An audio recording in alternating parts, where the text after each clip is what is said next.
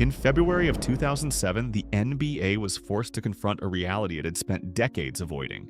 This was not today's league, where players openly speak about politics, social justice, and identity.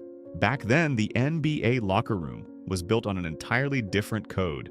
Toughness was everything, vulnerability was weakness, and anything outside the traditional image of masculinity was often mocked, buried, or ignored. It was an era where being different could cost you your career. And right in the middle of that culture, a former center named John Amaechi detonated one of the biggest cultural bombs in basketball history. To most fans, Amaechi was just another role player. He wasn't Kobe. He wasn't Shaq. He wasn't Allen Iverson. He averaged just 6.2 points and 2.6 rebounds across 5 NBA seasons with Orlando, Utah, and Cleveland. He had quietly retired in 2003. To the basketball world, his story was already over. But then he released his memoir, Man in the Middle, and everything changed. Because inside that book was something no NBA player had ever publicly said before. John Amaechi was gay. Just like that, he became the first NBA player in history to openly come out. And in one moment, the silence surrounding sexuality in professional basketball was shattered. Suddenly, every locker room conversation changed. Every player had an opinion. Every reporter wanted answers. And the question hanging over the entire league became impossible to ignore. If one player had been hiding this truth all along, how many others still were? But what made Amaechi's story even more explosive wasn't simply that he came out. It was what he revealed about the life he had been forced to live while inside the NBA machine. For years, Amaechi said he lived in fear that the truth would destroy his career, fear that teammates would reject him, fear that coaches would isolate him, fear that fans would weaponize it against him. He described living a double life, keeping his identity hidden while trying to survive in one of the most physically and emotionally brutal leagues in the world. And according to Amaechi, he wasn't alone. He openly stated there were other gay players in the NBA, players he knew personally, players still trapped in that same silence. But unlike him, they weren't ready. They were terrified. Terrified of losing endorsement money, terrified of losing their image, terrified of losing the respect of their teammates. In his interviews, Amaechi explained that for many players, their identity as NBA superstar was everything. To change how the world viewed them could be financially devastating, emotionally devastating, even psychologically devastating. This wasn't just basketball anymore, this was survival. And while some people praised Amaechi's courage immediately, others weren't so welcoming. Some players laughed, some looked uncomfortable. Some openly questioned whether a gay player could ever survive in the league. And then came the reaction nobody expected.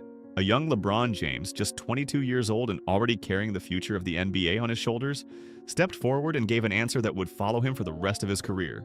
And what he said next would instantly divide the entire basketball world. Before John Amaechi ever said those words publicly, before the book, before the headlines, before ESPN put him on Outside the Lines, he had already spent years carrying a secret that could have destroyed everything he had built.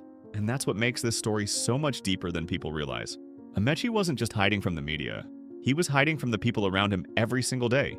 Teammates, coaches, front office executives, trainers, fans. The NBA lifestyle is built around constant exposure. Flights, hotels, practices, locker rooms, media sessions. There's almost no privacy. And yet somehow, for years, Amaechi kept that part of his life buried. But according to him, the stress was suffocating. He talked about the paranoia of being discovered, the mental exhaustion of constantly watching every move, every word, every interaction. Imagine being in a league where masculinity was everything, where trash talk was brutal, where even the smallest weakness could become ammunition, and carrying a secret you believed could make you an outcast overnight. That pressure doesn't just stay in the background, it eats at you. Amaechi said while playing for the Utah Jazz, he was living a hidden life, visiting gay clubs in Salt Lake City and other NBA cities while still actively playing. Think about that risk. One photo, one rumor, one wrong person recognizing him, and everything could have collapsed. In today's world, that might still be difficult. But in 2002, it was almost unthinkable. And yet what's fascinating is that not every teammate reacted the way Amaechi feared. In fact, one of the most emotional moments from his entire story came from an unexpected source, Andrei Kirilenko. Amaechi never directly named him at first, calling him Malinka, Russian for little one. But what Kirilenko did changed everything for him. During Amaechi's final season in Utah, Kirilenko invited him to a New Year's Eve party and told him something that hit harder than any speech ever could. He said Amaechi was welcome to bring his partner if he had one. No judgment, no awkwardness, no conditions, just acceptance. For Amaechi, that moment brought him to tears. Because for the first time, he realized maybe some of his teammates weren't the enemies he feared. Maybe some of them already knew. Maybe some of them didn't care. But not everyone was like Kirilenko. Amaechi also used his book to call out darker experiences. He labeled Jazz owner Larry Miller a bigot. He accused Karl Malone of being xenophobic. He said legendary coach Jerry Sloan hated him. Whether every accusation was fair or not, it painted a brutal picture of what life felt like behind the scenes. A place where he often felt isolated, misunderstood, and completely alone. And as Amaechi's story spread across America, the reactions started pouring in. Some supportive, some ugly, some ignorant. But then came the quote that changed this from a personal story into a league-wide controversy. Because when LeBron James was asked about having a gay teammate, his response wasn't just surprising. It became one of the most debated moments of his young career. LeBron James was only 22 years old when he made the comment, but by 2007, he was already far more than just another NBA player. He was the chosen one, the future face of basketball, the player Nike had invested millions into before he even played a professional game. Everything he said mattered, and when reporters asked him about John Amaechi coming out as gay, nobody expected his answer to become one of the most controversial quotes of his career. But it did. LeBron didn't attack Amaechi directly, he didn't insult him. Instead, he said something that, in many ways, hit even harder. He questioned trust. LeBron said, "With teammates, you have to be trustworthy. And if you're gay and you're not admitting that you are, then you are not trustworthy." That sentence changed everything. Because suddenly, this wasn't just about sexuality. LeBron had tied a player's honesty, loyalty, and character directly to whether they revealed being gay. In his mind, the locker room was sacred. A place where everyone knew everything. A code. A brotherhood. And if someone was hiding something that personal, he saw it as breaking that code. To LeBron, it was about trust. But to millions of others, it sounded like something much bigger. It sounded like fear. It sounded like misunderstanding. And for critics, it sounded like one of the most powerful young athletes in America reinforcing the exact culture that kept players like Amaechi silent for so long. What made the backlash even stronger was one single word LeBron used: admitting.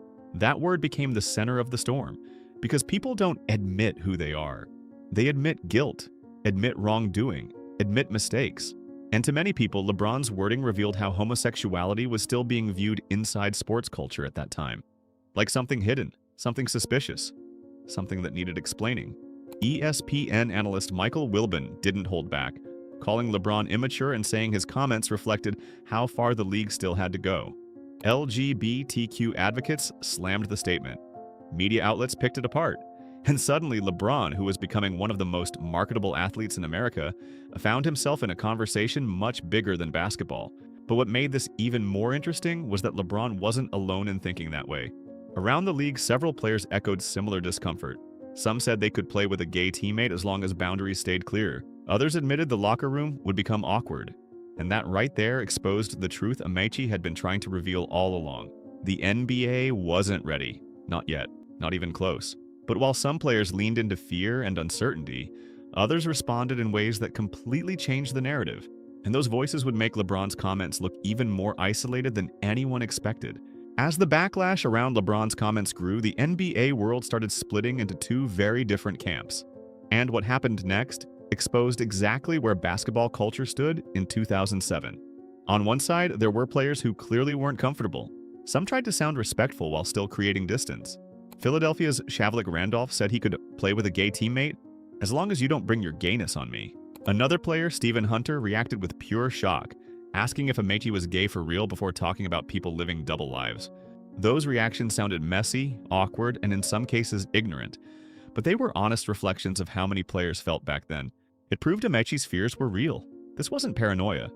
The locker room could absolutely turn on someone. But then came the other side. The side that completely shifted the conversation.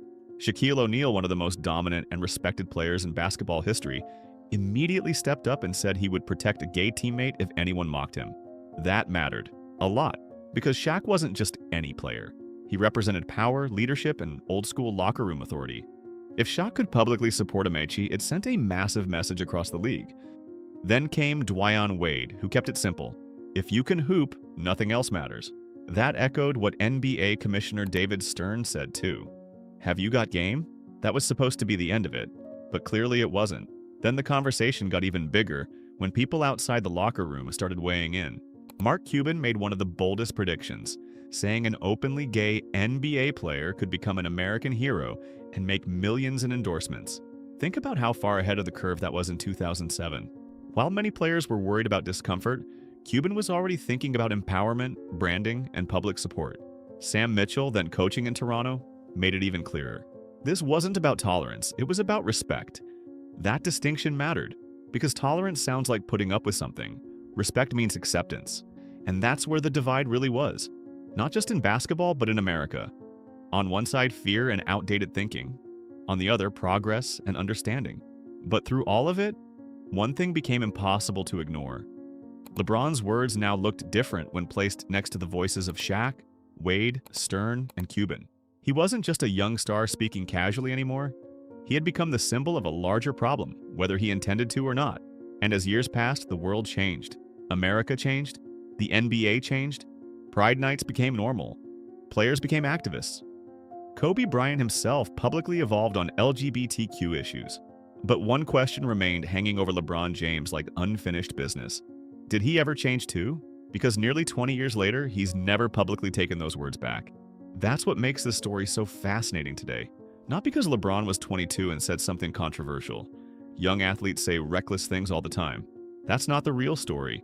The real story is what happened after. Because almost 20 years later, LeBron James has never publicly revisited those comments. No clarification, no apology, no reflection, nothing. And in a world where LeBron has become one of the most outspoken athletes of his generation, that silence feels louder than ever. This is a man who has built an entire second legacy around speaking on social issues.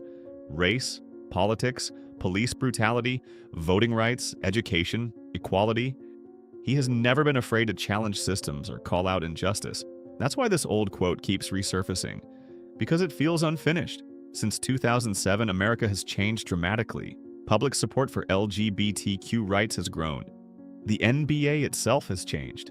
Teams openly celebrate Pride Night. Front offices promote inclusivity. Players now speak about mental health, identity, and personal struggles in ways that would have been impossible back then.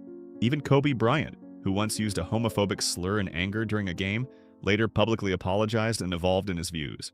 That evolution mattered. It showed growth, it showed accountability. And naturally, it makes people wonder, did LeBron grow too? Privately, maybe. Publicly, we simply don't know. And that uncertainty keeps the story alive. Because when someone with LeBron's influence says something powerful, silence later can be just as powerful. Meanwhile, John Amaechi's decision aged like history. At the time, it was controversial, dangerous, career-altering. But today, many see it as one of the bravest moments in sports culture. Not because he was a superstar, but because he had nothing to gain and everything to lose. He became a symbol for athletes living in silence, proving that truth could survive even in the harshest environments. And maybe that's the ultimate twist in all of this. The role player nobody expected to change basketball ended up forcing one of the sport's biggest conversations, while LeBron, the superstar expected to lead the future, became one of its most controversial voices in that moment. But history is never simple, it evolves. People evolve, the NBA evolved. The locker room that once made players hide might not be the same locker room today. But until LeBron addresses those words himself, the question remains, was that simply a 22-year-old product of his time? Or does some part of him still believe it? We may never know. But what we do know is this. One man's courage exposed an entire league's truth, and one superstar's response revealed just how uncomfortable that truth really was. Sometimes basketball isn't just about what happens on the court. Sometimes the biggest battles are the ones nobody sees. And in 2007, John Amaechi fought one of the biggest battles in NBA history by simply telling the truth. But what do you think? Was LeBron simply a product of his time, or should he have addressed those comments by now? Drop your thoughts below.